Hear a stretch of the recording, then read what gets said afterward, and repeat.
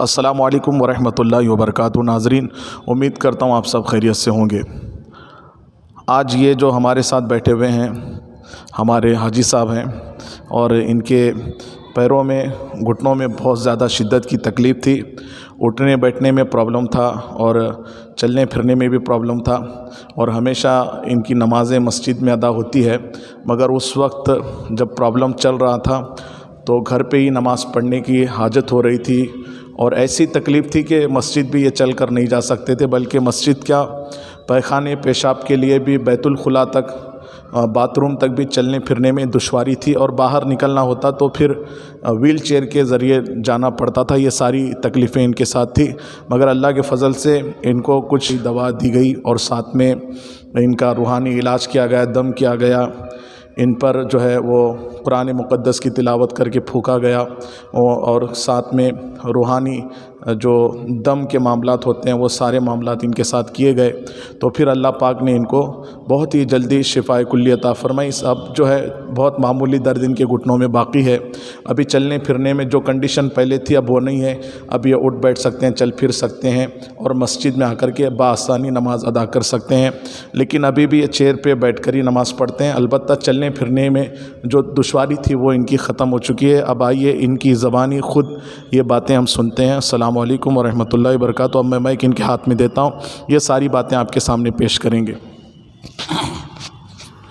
अस्सलामु अलैकुम नाज़रीन, मैं इनसे मिलने से पहले यानी 1.5 महीने पहले मेरे पाँव में यानी घुटनों में दर्द था, टुकड़ों में बिल्कुल ही सो के ही रहता था, लेटा ही रहता था, उठना बैठना ही मुश्किल था। पेशाब और पायखाना जाने के लिए भी व्हील चेयर का इस्तेमाल करते थे या बच्चे पकड़कर मुझको ले जाते थे। ऐसी हालत में मालूम हुआ कि हाफिज़ जी से मुलाकात हुई और उनसे रूहानी इलाज और दवाई के ज़रिए मुझको सिर्फ 1.5 महीने के अंदर ही बिल्कुल ठीक किए। उनकी दवाई से 2 दिन में ही मैं उठकर बैठना शुरू हो गया, चलना फिरना भी शुरू किया। मुझे अब अल्लाह का करम है कि मैं अभी फ़िलहाल जो है चलने फिरने में कोई दुश्वार नहीं है। फिर भी मैं अभी जो मस्जिद में आकर चेयर पर बैठकर नमाज़ पढ़ता हूँ। अल्लाह का लाख लाख शुक्र है कि इनकी दवा और रूहानी इलाज से बहुत ही असर हुआ। मैं अब दोबारा दुआ करता हूँ कि इनका और भी ज़्यादा इनका बढ़ते जाए। खुदा हाफिज़। माशाअल्लाह, सुभान अल्लाह। तो नाज़रीन, ये हमारे हाजी साहब थे जिनकी ज़बानी आपने सुना है।